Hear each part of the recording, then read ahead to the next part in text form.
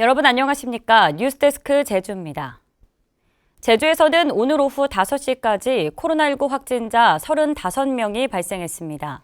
이 가운데 20명은 도내 확진자의 접촉자이고 5명은 다른 지역 확진자의 접촉자나 타 지역 입도 방문객이며 10명은 감염 경로를 확인 중입니다.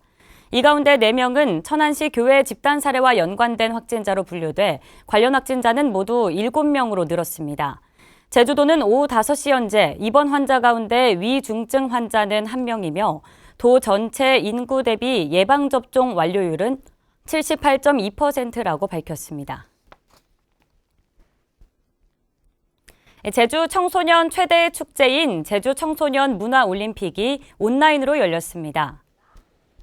올해로 6회를 맞은 제주 청소년 문화올림픽은 청소년 200명이 참여해 댄스와 합창, 연주 등을 공연하고 아로마 천연비누 만들기와 달고나 추억놀이를 비롯한 다양한 체험 활동 등을 유튜브를 통해 실시간 송출됐습니다. 한편 청소년 문화올림픽은 코로나19 여파로 지난해부터 2년 연속 온라인으로 개최됐습니다.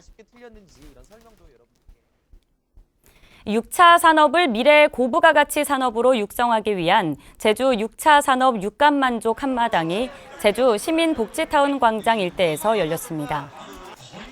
이번 행사에는 20개 업체와 단체가 참여해 1차 산업을 기반으로 만든 제품을 전시하고 버섯과 요구르트 등 신선한 6차 산업 인증 제품에 대해 20-30% 할인해 판매했습니다.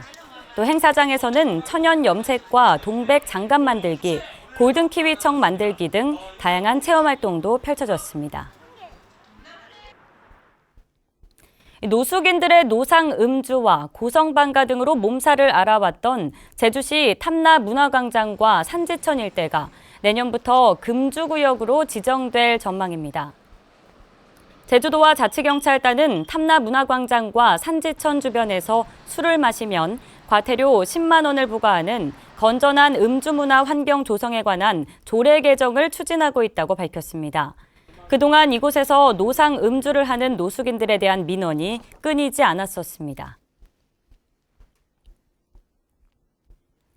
광주고법 제주형사 1부 왕정옥 부장판사는 지난 4월 13일 밤 서귀포시 주거지에서 75살 아내를 둔기로 여러 차례 휘둘러 살인한 혐의로 1심에서 징역 13년을 선고받은 77살 A씨에 대해 원심을 파기하고 징역 10년을 선고했습니다.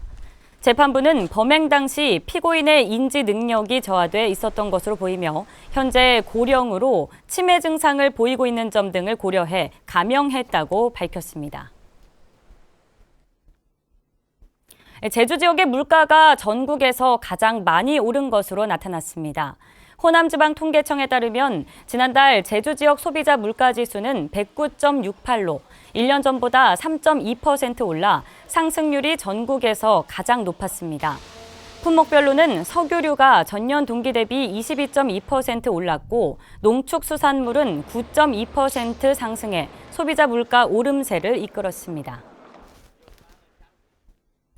제주 지역의 기혼 여성 가운데 경력 단절 여성 비율이 늘어나는 것으로 나타났습니다.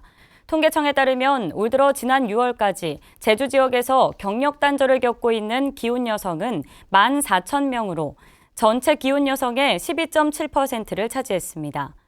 경력 단절 여성 비중은 지난 2017년 8.7%와 2018년 11.4%, 지난해 12.4% 등으로 최근 5년 동안 꾸준히 증가 추세를 기록했습니다.